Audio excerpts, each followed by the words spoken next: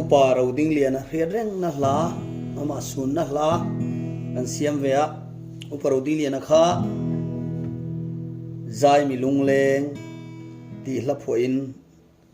asalar hle a zai mi lung leng a an ti hel thina chu chu ama sun na hla hian ama ko nan kan mang don ani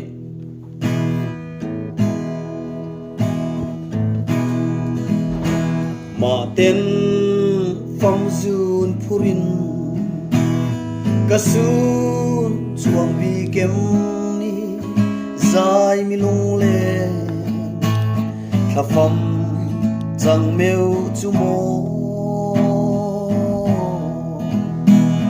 a thu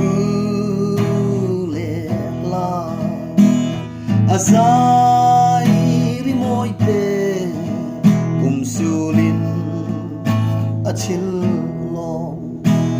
a sing liam ma se kan thin la ya dai ria chang lo o zai mi lung le zai mi lung le bia le thuaria ta izal ta le o khopui moi mangai lung tu kim naram tu har zai vora itli ram chu itleng tai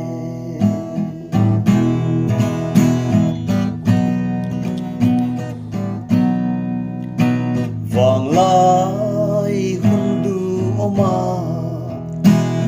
khovel moi na tele ming than na ten an hua mek lai khan mo khovel aboral meke nun tu re an lo dia zai tuar min nun dan dang lam tu ra ko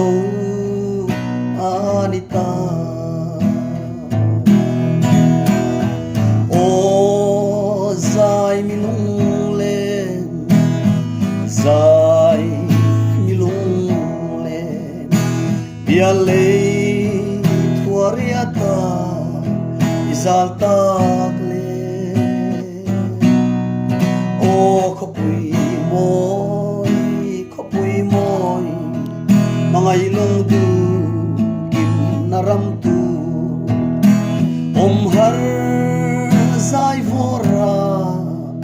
itli ram chu itleng tai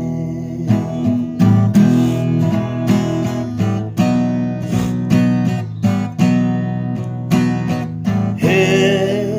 lei pia lam ram nitla ngai lo na kan mi ngai kal ta te len narama mangai akhate kangai sayona in khom pui triak ngai lo lin ten mang zain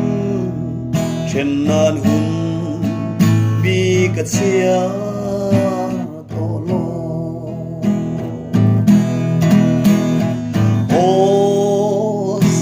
mi lung le zai mi lung le bia le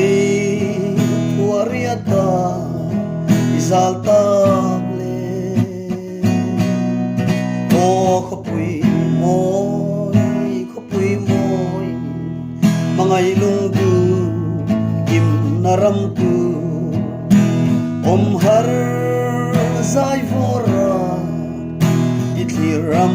chu itleng ta